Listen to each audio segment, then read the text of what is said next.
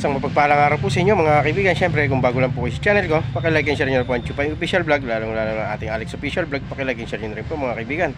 Siyempre ang ating Kaputrip TV, pakilike and share nyo na rin. Ang ating Dongski, pakilike and share nyo rin mga kaibigan. Siyempre sa araw na ito mga kaibigan, magluluto tayo ng ginataang langka. Kaya ano pang inantay nyo? Tara, samahan nyo ako magluto. Mga kaibigan, yan nating sakap. Meron tayong siling pula, luya, bawang, tsaka sibuyas. Meron tayo itong galunggong. Ipiprito natin, himayin natin yan. Ihahalo natin sa lulutuin natin yan. Wow! May asin, mantika, paminta, tsaka bechin. Yan, yung ating gata. Yan. Yan mga kaibigan. Yan ang ating mga sangkap. Ito naman po yung ating langka. Yan, pinakukuluan natin para mamaya sa paggisa natin.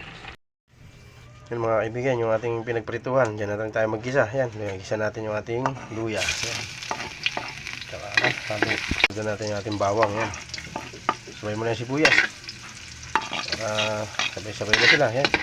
Maglagay tayo ng asin. Tsaka paminta. Pamintang pino. Yan.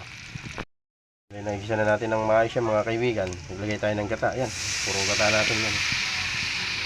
Yan, bali nalagay natin yung ating gata. Maglagay tayo ng isang pirasong cubes. Yan.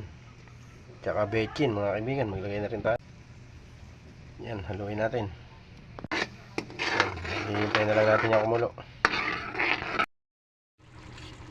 Yan mga kaibigan, bali kumukulo, nalagay na natin yung ating gulay. Yan, yung ating langka. Yan.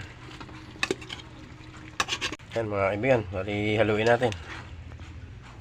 Yan o. Yan mga kaibigan, bali takpan muna natin. Yan mga kaibigan, buksan natin. Yun o. Bali, nailagay na natin yung ating pritong galunggong. Yan o. Ano pa, edi finished product tayo dyan mga kaibigan. Yan. Wow!